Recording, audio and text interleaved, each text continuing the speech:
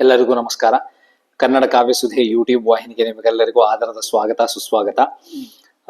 ಇವತ್ತು ಇನ್ನೊಂದು ಕಗ್ಗದೊಂದಿಗೆ ನಿಮ್ಮೆಲ್ಲರ ಮುಂದೆ ಬಂದಿನ್ರಿ.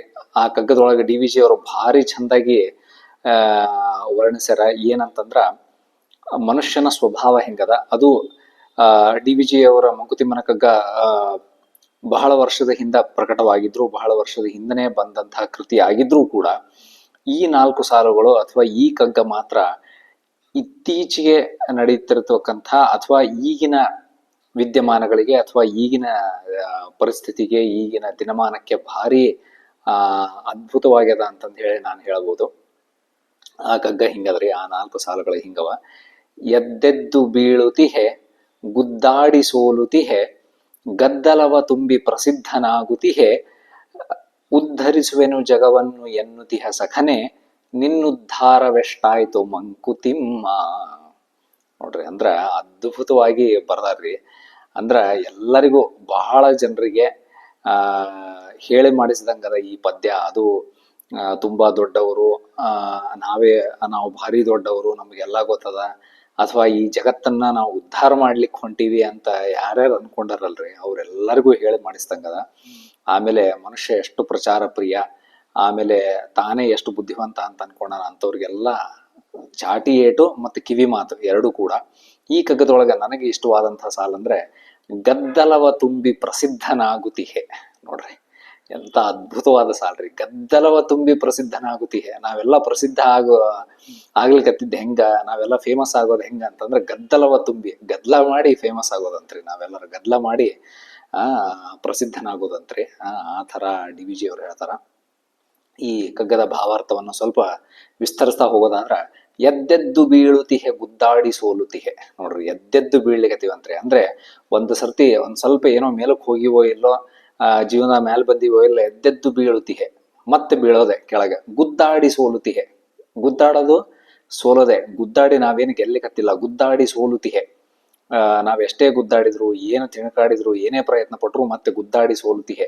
ಗದ್ದಲವ ತುಂಬಿ ಪ್ರಸಿದ್ಧನಾಗುತಿಹೆ. ಇದು ಮಾತ್ರ ಅದ್ಭುತವಾದಂತಹ ಸಾಲು. ಆಮೇಲೆ ಬಹುಶಃ ನಾವೇ ದೊಡ್ಡವರು, ನಮ್ಗೆಲ್ಲ ಗೊತ್ತದ, ಆಮೇಲೆ ಇಡೀ ಜಗತ್ತನ್ನೇನೋ ನಾವು ಉದ್ಧಾರ ಮಾಡ್ಲಿಕ್ಕೆ ಹೊಂಟಿವಿ ಅಂತ ಯಾರ್ಯಾರು ಅನ್ಕೊಂಡಾರಲ್ರಿ ಅವ್ರೆಲ್ಲರಿಗೂ ಚಾಟಿ ಏಟೆ ಇದು. ಗದ್ದಲವ ತುಂಬಿ ಪ್ರಸಿದ್ಧನಾಗುತಿಹೆ, ಉದ್ಧರಿಸುವೆನು ಜಗವನ್ನು ಎನ್ನುತಿಹ ಸಖನೆ, ನಿನ್ನುದ್ಧಾರವೆಷ್ಟಾಯ್ತು ಮಂಕುತಿಮ್ಮ. ಇಡೀ ಜಗತ್ತನ್ನೇ ಉದ್ಧಾರ ಮಾಡ್ತೀನಿ ಅಂತ ಅನ್ಲಿಕತ್ತಿಯಲ್ಲಪ್ಪ ಸಖ ಗೆಳೆಯ ನೀನು. ನಿನ್ನ ಉದ್ಧಾರ ಎಷ್ಟಾಯ್ತಪ್ಪ, ಮೊದ್ಲು ನೀನ್ ಎಷ್ಟು ಉದ್ಧಾರ ಆಗಿ ಅಥವಾ ನಿನ್ನ ಏಳಿಗೆ ಎಷ್ಟಾಗ್ಯದ ಅದನ್ನ ನೀನ್ ನೋಡ್ಕೋ. ಅಂದ್ರೆ ಇತ್ತೀಚೆಗೆ ಜಗತ್ತಿನೊಳಗೆ ನಾನು ಏನೋ ಜಗತ್ತನ್ನು ಉದ್ಧಾರ ಮಾಡಿಬಿಡ್ತೀನಿ ಅಂತ ಎಲ್ಲರೂ ಹೊಂಟಾರಲ್ರಿ. ಅವರ ನಡವಳಿಕೆ, ಆಮೇಲೆ ಅವರ ಆದರ್ಶಗಳು ಹೆಂಗವ ಅಂತಂದ ಹೇಳಿ ನಾವು ಈ ಜಗತ್ನಾಗ ನೋಡ್ತಾ ಹೋಗೋದಾದ್ರೆ, ಜಗತ್ನೊಳಗ ಅಥವಾ ನಮ್ಮ ಸುತ್ತಮುತ್ತಲಿನ ಸಮಾಜದೊಳಗಾಗ್ಲಿ ಅಥವಾ ವಾತಾವರಣದೊಳಗಾಗ್ಲಿ ಯಾವುದು ಹೇಳ್ಕೊಳ್ಳುವಂತಹ ಅಥವಾ ಒಂದು ಆದರ್ಶವನ್ನ ಪಾಲಿಸಬಹುದು. ಇವ್ರನ್ನ ಯಾರೋ ಒಬ್ಬರನ್ನ ನೋಡಿದ್ರೆ ಇವ್ರು ನಮ್ಗ ಆದರ್ಶಪ್ರಾಯರು ಇವ್ರು ನಮ್ಗ. ಆಮೇಲೆ ಇವ್ರು ನಾವು ನೋಡಿ ಅನುಸರಿಸ್ಬೋದು, ಇವ್ರ ಹಂಗ ನಾವು ಇರಬೇಕು ಅನ್ನುವಂಥ ವ್ಯಕ್ತಿಗಳು ಭಾರಿ ಕಮ್ಮಿ ಆಗ್ಬಿಟ್ರಿ ಜಗತ್ನಾಗ. ತಮ್ಮ ನಡವಳಿಕೆಗಳಿಂದ, ತಮ್ಮ ಸದಾಚಾರ, ನಡವಳಿಕೆ, ಮಾತು, ನಯ, ವಿನಯದಿಂದ ಇನ್ನೊಬ್ಬರಿಗೆ ಆದರ್ಶವಾಗಿರುವಂತಹ ವ್ಯಕ್ತಿಗಳ ಸಮಾಜದೊಳಗೆ ಭಾರಿ ಕಮ್ಮಿ ಆಗ್ಬಿಟ್ಟಾರ್ರಿ. ಗದ್ದಲವ ತುಂಬಿ ಪ್ರಸಿದ್ಧನಾಗುತಿಹೆ, ಇಂಥ ಜನರೇ ಜಾಸ್ತಿ ಆಗ್ಯಾರ್ರಿ. ಏನೋ ಗದ್ದಲ ಮಾಡಿ ಆಮೇಲೆ ಯಾವುದೋ ಕೆಟ್ಟ ರೀತಿಯಿಂದ ಪ್ರಸಿದ್ಧರಾಗ್ಲಿಕತ್ತಾರ ಜನ. ಆಮೇಲೆ ಕೆಟ್ಟ ರೀತಿಯಿಂದ ಅಥವಾ ದುರ್ವರ್ತನೆಯಿಂದ ಅಥವಾ ಕೆಟ್ಟ ದಾರಿಯಿಂದ ಶಾರ್ಟ್ ಕಟ್ ಯೂಸ್ ಮಾಡಿ ಜನ ಮ್ಯಾಲೆ ಬರ್ಲಿಕತ್ತಾರ, ಪ್ರಸಿದ್ಧರಾಗ್ಲಿಕತ್ತಾರ, ಆಮೇಲೆ ಹೆಸರು ಮಾಡ್ಲಿಕತ್ತಾರ. ಹೊರತಾಗಿ ಶಿಷ್ಟಾಚಾರದಿಂದ, ಒಳ್ಳೆ ನಡವಳಿಕೆಯಿಂದ ಮುಂದೆ ಬರೋರ ಸಂಖ್ಯೆ ಭಾರಿ ಕಮ್ಮಿ ಆಗ್ಯದ ಅಂತಂದು ಹೇಳಿ DVG ಅವರು ಭಾರಿ ಚಂದಾಗಿ 4 ಸಾಲುಗಳೊಳಗ ನಮಗೆಲ್ಲರಿಗೂ ಕಟ್ಟಿಕೊಟ್ಟಾರ್ರಿ.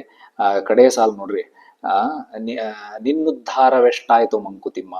ಇಷ್ಟೆಲ್ಲ ನಾನೇನೋ ಜಗತ್ತಿನ ಉದ್ಧಾರ ಮಾಡ್ತೀನಿ ಅಂತಂದು ಹೇಳಿ ನಾವೆಲ್ಲ ಬರ್ಲಿಕತ್ತೀವಲ್ರಿ, ನಮ್ಮ ಉದ್ಧಾರ ಎಷ್ಟಾಗ್ಯದ, ನಮ್ಮ ಏಳಿಗೆ, ನಮ್ಮ ಪ್ರಗತಿ ಎಷ್ಟಾಗ್ಯದ ಅಂದ್ರ ನಾವು ನಿಜವಾಗ್ಲೂ ಏನನ್ನ ತಿಳ್ಕೊಬೇಕು, ಬದುಕಿನೊಳಗೆ ಏನು ಮುಖ್ಯ, ಜೀವನದೊಳಗೆ ಏನು ಮುಖ್ಯ ಅಂತ ನಾವು ತಿಳ್ಕೊಬೇಕು. ಅದನ್ನ ನಾವು ಸರಿಯಾಗಿ ತಿಳ್ಕೊಂಡಿವ.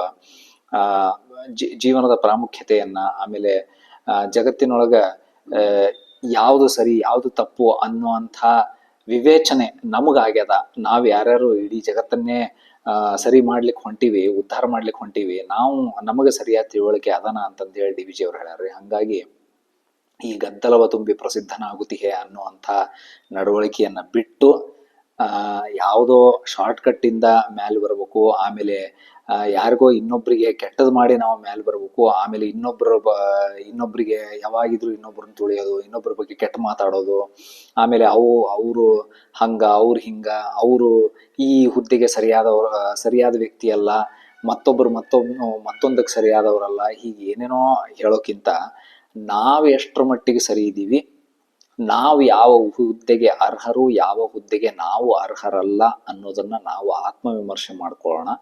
ನಾವು ಮೊದಲು ಸರಿಯಾಗೋದಕ್ಕೆ ಪ್ರಯತ್ನ ಪಡೋಣ. ಆಮೇಲೆ ಪ್ರಚಾರ ಪ್ರಿಯರಾಗೋದು ಬೇಡ, ಸ್ವಲ್ಪ ಕೆಲಸ ಮಾಡಿ ಜಾಸ್ತಿ ಹೇಳ್ಕೊಂಡು ಅಡ್ಡಾಡೋದು ಬೇಡ. ಮೊದಲು ಸರಿಯಾಗಿ ನಮ್ಮ ಕೆಲಸವನ್ನು ನಾವು ಪ್ರಾಮಾಣಿಕತೆಯಿಂದ ಮಾಡೋಣ ಅಂತಂತ ಹೇಳಿ ಡಿ ವಿ ಜಿ ಅವ್ರಿಗೆ ಕಗ್ಗದೊಳಗೆ ಭಾರಿ ಅದ್ಭುತವಾಗಿ ವರ್ಣಿಸ್ಯಾರ್ರಿ. ಇಷ್ಟು ಹೇಳಿ ಈ ಕಗ್ಗಕ್ಕೆ ನಾನು ವಿರಾಮ ಹಾಡ್ತೀನಿ. ಇನ್ನೂ ಬೇರೆ ರೀತಿಯೊಳಗೆ ಈ ಕಗ್ಗವನ್ನ ಅರ್ಥೈಸ್ಬೋದು ಅಂತ ನಿಮಗನ್ಸಿದಲ್ಲಿ, ಬೇರೆ ದೃಷ್ಟಿಕೋನಗಳೇನಾದರೂ ಈ ಕಗ್ಗದ ಬಗ್ಗೆ ಇದ್ದಲ್ಲಿ ದಯವಿಟ್ಟು ನಿಮ್ಮ ಅಭಿಪ್ರಾಯಗಳನ್ನ ಕಮೆಂಟ್ ಸೆಕ್ಷನ್ನಾಗ ತಿಳಿಸ್ರಿ. ನಾಳೆ ಮತ್ತಿನ್ನೊಂದು ಕಗ್ಗದೊಂದಿಗೆ ಸಿಗ್ತೀನಿ ರೀ. ಧನ್ಯವಾದಗಳು.